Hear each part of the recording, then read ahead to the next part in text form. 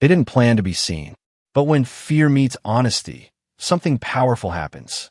This is a story about quiet bravery and how two boys found the courage to stop pretending. They always say the quiet ones go unnoticed. I believe that. I live by it. I made invisibility in art. I stayed silent when others joked, avoided the center of every room, and never expected anyone to look twice. I wasn't hiding from the world, exactly. I just didn't think it had space for me. So I made my own space. Small, quiet, safe. But safety has a way of collapsing when you least expect it. It happened in the cafeteria on a Tuesday that looked like any other. I was halfway to the trash bin with my tray when someone's abandoned backpack strap snagged my foot. In one clumsy lurch, I lost balance.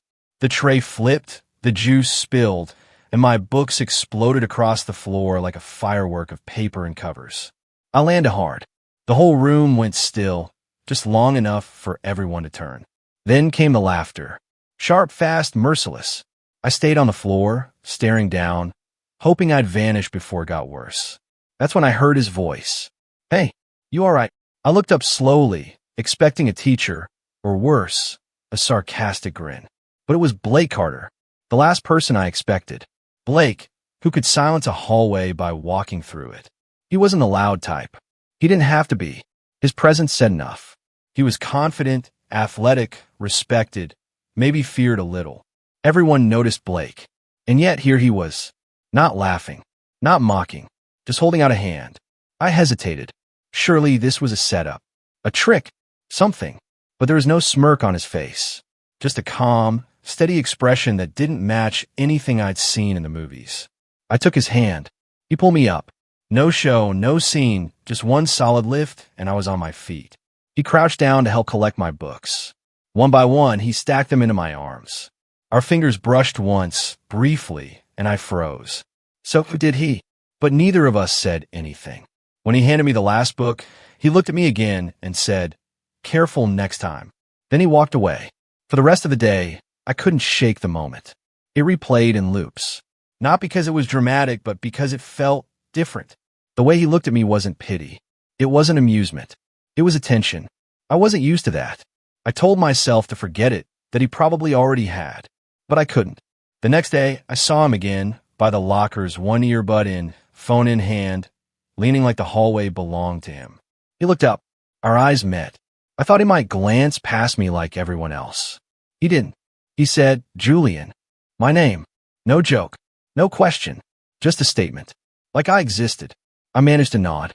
My chest was a war zone of confusion and electricity. I walked away fast, barely hearing the sound of my own footsteps. We didn't speak again that day, but that didn't stop me from noticing him in every room. He was always there, not watching me, but always feeling like he was just aware enough. Enough to make me wonder. On Friday, he approached me outside gym class. "Hey," he said, and nodded toward the empty hallway behind us. "You got a minute?" I nodded too fast. He didn't comment. We walked. Quiet. He stopped near the old trophy case, now mostly empty, where the light flickered overhead like a forgotten memory. He leaned against the wall, arms crossed. "You ever feel like people don't actually know you?" he asked. I swallowed hard. Every single day. He looked down at the floor like he'd heard exactly what he needed to. Then softer, "Yeah, same." We didn't talk more. We didn't need to. That moment, just standing there, was more real than any conversation I'd had in months. When he left, he only said, "See you Monday." Like it was normal. But nothing felt normal anymore. Monday came. I expected everything to go back to silence, to pretending. But the moment I walked into the building, I looked for him, and he was already looking for me. No one else noticed, or if they did, they didn't care. He just nodded again, said, "Hey, Julian," and that was it. But it wasn't nothing. It meant more than anything anyone else had said to me in weeks. I didn't know what this was. A friendship? Curiosity? Pity? Part of me wanted to run. The other part, the louder one, wanted to stay and find out. Later that week, as I left the library, I found a note inside my book. Just one line, scribbled in fast, crooked handwriting. Bleachers. After school. No name. Didn't need one. When I got there, he was already waiting, sitting in the top row, hoodie pulled up against the wind, his eyes watching the sky more than anything else. I sat beside him, unsure what to say. He didn't push. Eventually, he spoke. "You don't talk much." "I don't get talked to much." He nodded. "That's fair." A pause. "You ever feel like you've spent so long being quiet that you don't know how to be anything else?" His voice wasn't heavy. It was exposed, like he was peeling something open he wasn't used to sharing. "Yeah," I said. "All the time." He looked at me. Not for long. Just enough. Then turned back toward the field. "I don't really get to talk like this," he admitted. "Not with the guys. Not at home." "Why me?" "I don't know." A pause. "Maybe because you don't ask for anything." I wanted to ask what that meant, but I didn't. Because I understood it. Completely. The silence between us didn't feel awkward anymore.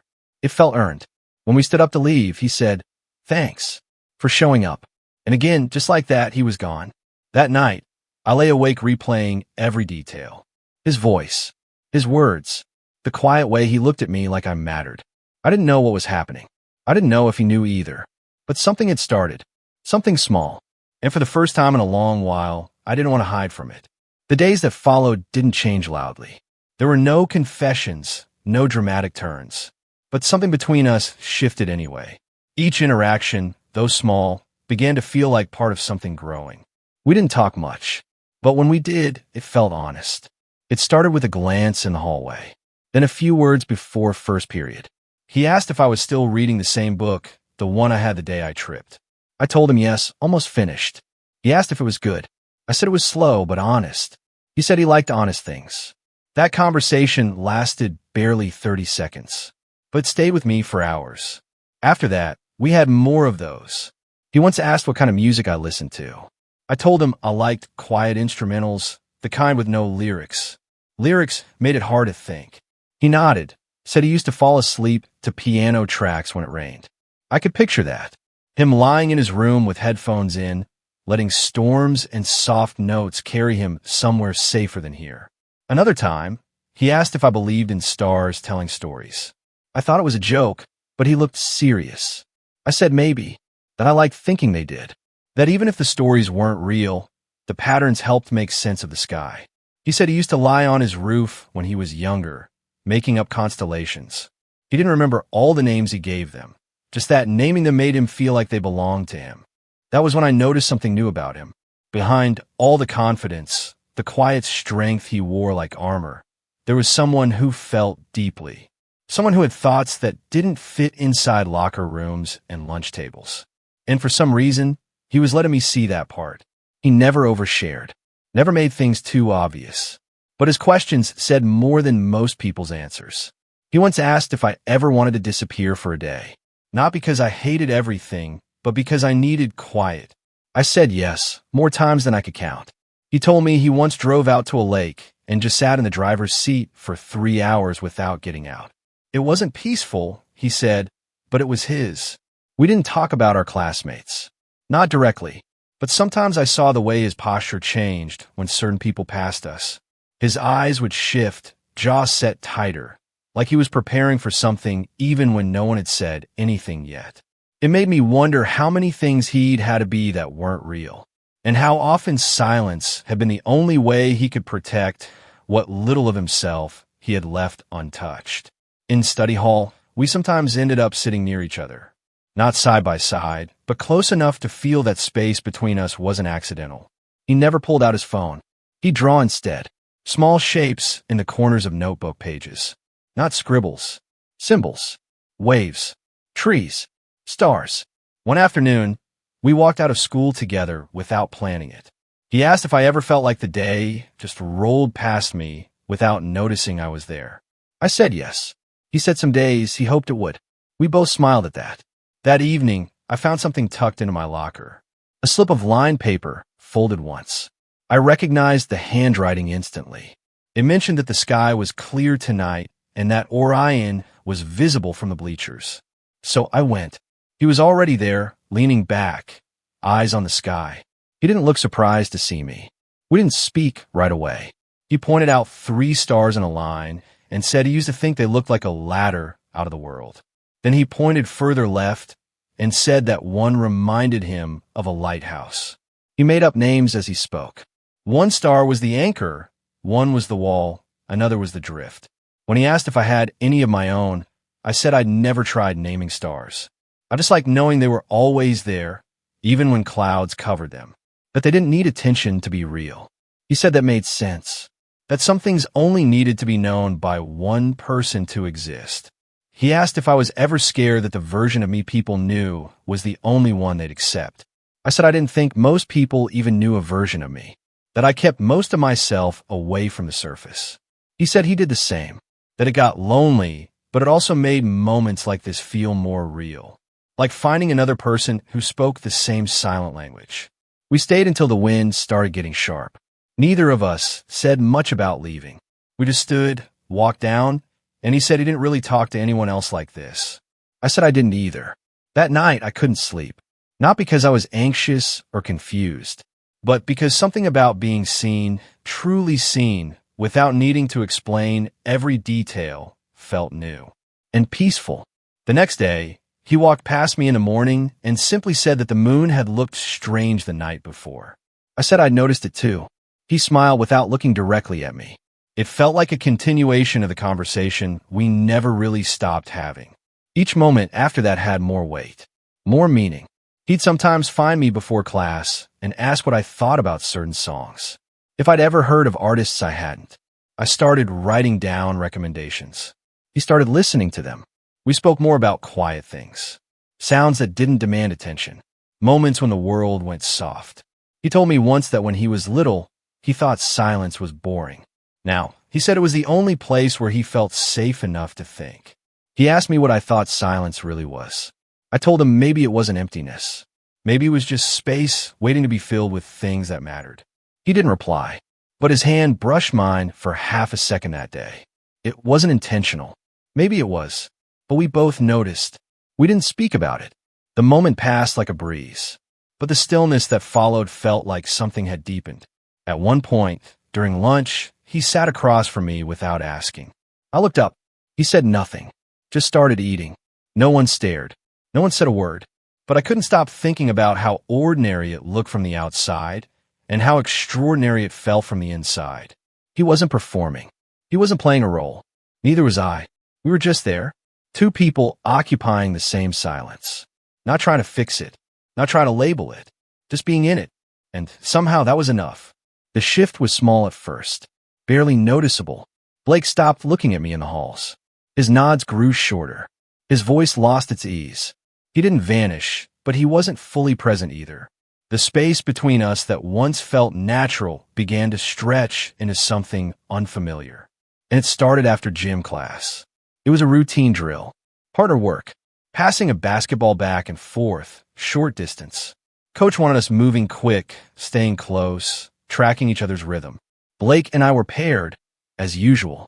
No one said anything about it. Not out loud. We'd worked together before, but this time it felt different. We were moving fast, the ball bouncing between us with practice motion. His eyes locked on mine longer than necessary. His stance was steady, but something in his shoulders was tighter than usual. Then, when I moved in too quickly to catch a wide pass, I slipped. Just slightly. My foot lost traction. I didn't fall, but I lost balance. Blake reached out and caught my arm. He steadied me before I even realized I was tipping. His grip was firm, solid, and for a second, neither of us moved. His hand stayed. My breath did too. Then someone in the gym let out a whistle. Sharp, drawn out. It cut through everything like a blade. A few chuckles followed. Low, casual, but they hit like rocks. Blake let go of my arm like it burned him. He stepped back so fast I felt the air shift. His face didn't show anything. Not anger, not fear, nothing. Just a neutral mask. He tossed the ball back to me and finished the drill without another word. By the time class ended, he was gone. I didn't see him leave. He didn't wait. He didn't even look in my direction. The rest of the day, I didn't see him at all. Not at lunch. Not near his locker. Not even in the places where he usually just appeared. It was like he had melted into the cracks of the school building. I didn't ask around. I didn't want to invite more attention than was already floating. I heard someone mention it later in a hallway. A vague comment. A question masked as a joke. Nothing direct. But I could tell. The moment had been noticed. Blake didn't show up the next day either. He was marked present in classes, but I didn't see him. And when I did, briefly, from across the courtyard, he turned away before our eyes could meet. On the third day, I couldn't take the silence anymore.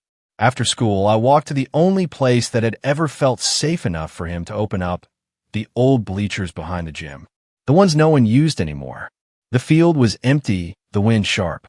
And there he was, sitting on the top row, head down, elbows resting on his knees.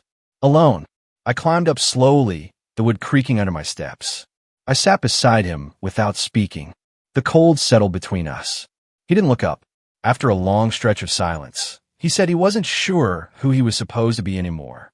His voice was quiet, not broken, just tired. He told me he'd spent so long pretending. He didn't remember what the truth looked like. That he didn't know what version of himself people actually liked. That sometimes, even when people laughed at his jokes or called his name in the hallway, he felt completely outside of it all, like he was watching someone else's life. Then he said he didn't know who he wanted to be, but he was tired of being someone else. I didn't respond, not with words. I just stayed there. We watched the sky change colors without naming what it meant. He said the gym moment wasn't supposed to matter, that catching someone from falling shouldn't be a headline, but that everything he did felt like it had to be measured, calculated, reduced. He said that sometimes he wondered what it would feel like to just exist without needing to be anything. I listened. He didn't ask for advice, and I didn't offer any. I didn't try to reassure him or tell him that things would be fine, because I didn't know, and I knew he didn't want promises. He just wanted silence that didn't judge him for speaking. Eventually, he said that when he was a kid, he thought growing up would make things easier, that the world would make more sense, that being strong meant never being confused. Then he admitted that lately, strength felt more like pretending not to care until you believed it.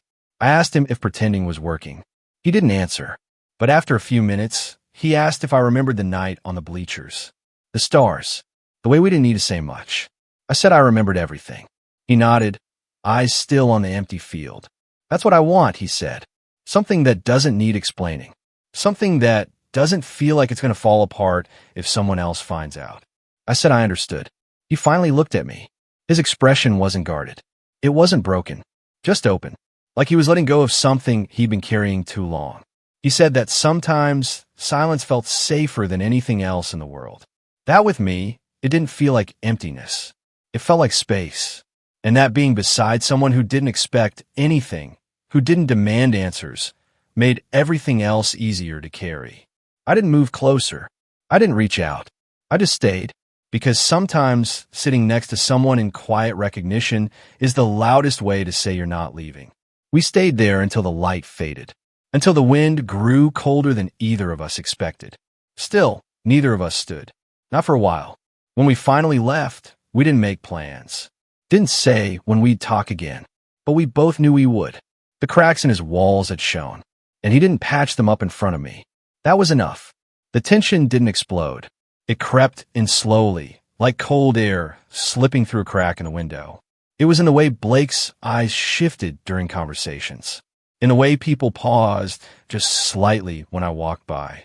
Nothing loud, nothing direct, but I could feel it in the air between us and around us. Something was starting to change, and not just privately. It happened one afternoon during lunch. Blake was with his usual group at the far table. I wasn't close, but I was near enough to catch fragments. Enough to notice that Tyler, the friend who always spoke louder than necessary, was on edge.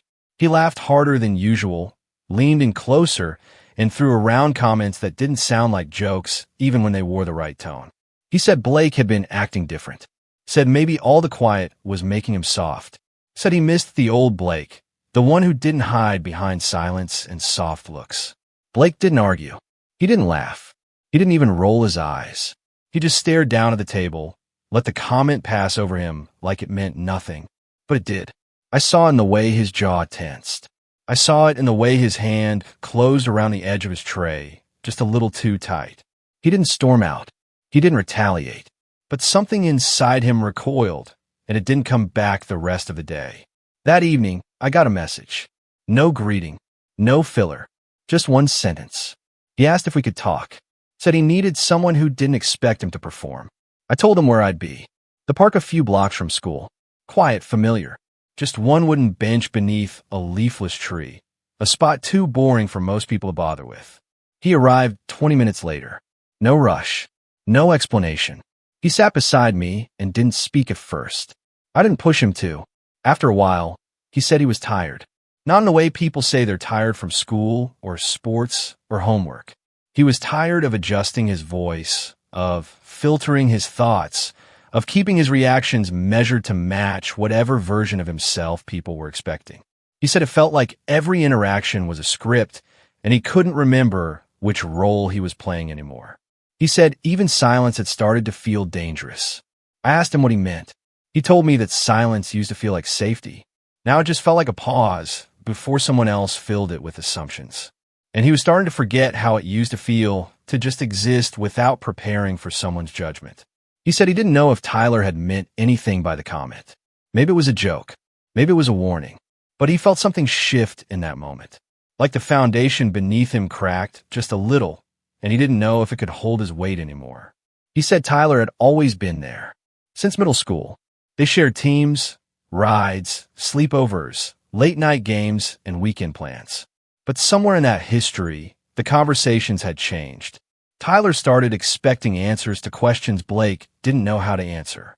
Questions like why he wasn't going after girls, why he didn't chase anyone at parties, why he always had something deeper going on in his head.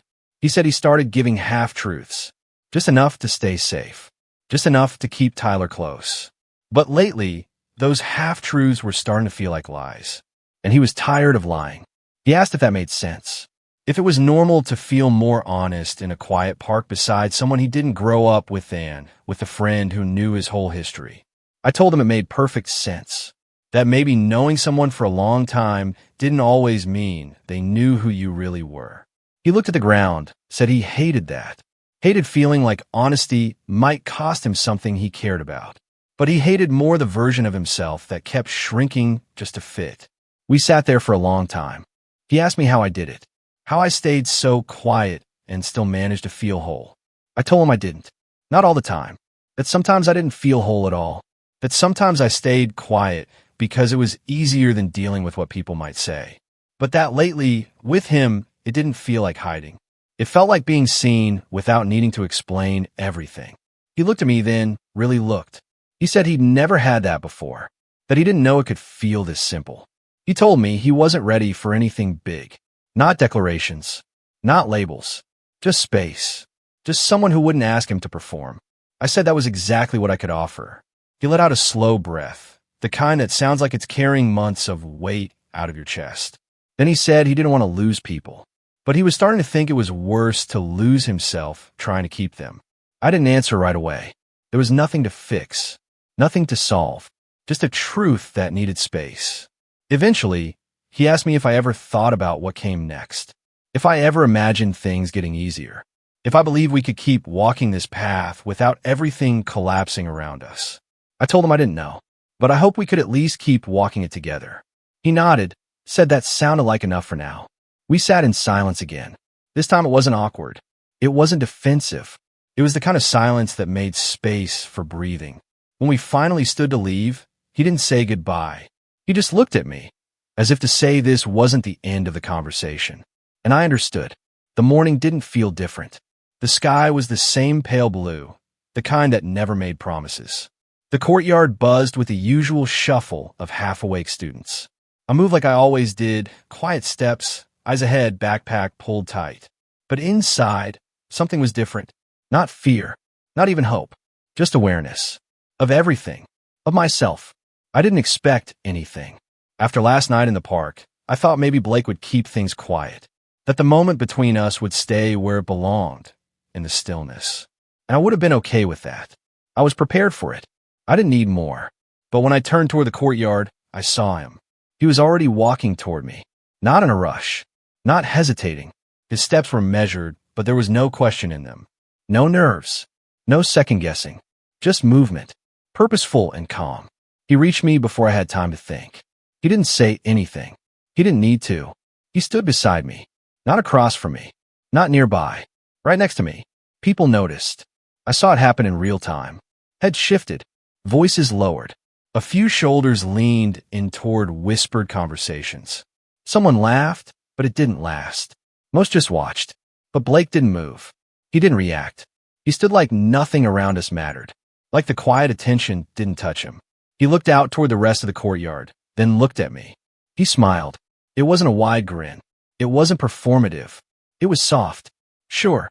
Present. I felt something in my chest settle. I smiled back, and it was enough. There were no grand gestures, no declarations. Just two people choosing not to hide. He didn't reach for my hand. He didn't need to.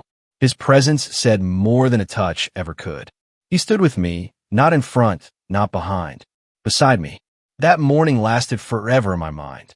The way he didn't shrink. The way I didn't flinch. The way everything around us felt like background to a choice that didn't need approval. Later that day, we walked through the halls like usual. Except this time, people moved a little differently. Some stared longer. Some turned away faster. A few said nothing at all, but no one stopped us. Blake didn't speak much, but I didn't need words. He leaned against the lockers during breaks and nodded toward me when we passed each other in class. He sat next to me in a library and asked questions that had nothing to do with anything serious. He told me about a song he liked, asked if I thought the sky looked different at night, depending on what you were feeling. I said I thought the stars always stayed the same, but maybe we just looked at them more closely when something inside us was trying to find answers. He said that sounded true. At lunch, he didn't join his usual table. He walked straight over to mine and sat down. For a second, the entire cafeteria went quiet. Then the noise resumed, louder than before. He didn't flinch. He just took a bite of his food and started talking to me about the project we were working on in science. Like it was any other day. I answered, like it was. He said he'd been thinking about constellations again, that maybe people were constellations too, that the things we showed each other were just dots, and the lines connecting them, those invisible truths, were where the real meaning lived. I said I liked that I'd never thought of it that way. He looked at me and said maybe we'd been drawing those lines together for a while now, even if we didn't realize it. After school, he waited for me by the gate. A few people looked at him, confused. No one asked why. He didn't explain. I joined him, and we walked. Not quickly, not with purpose, just together. He told me he wasn't going to pretend anymore, that it might get harder before it got easier. But he wasn't going back. Not after this. Not after knowing what it felt like to be still and not ashamed of the stillness. I told him he didn't have to explain that to me. He said I was the first person who ever looked at him and didn't expect anything back.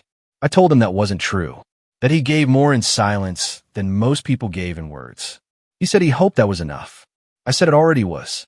As we reached the edge of the park near his house, he paused, looked at me again like he was memorizing something.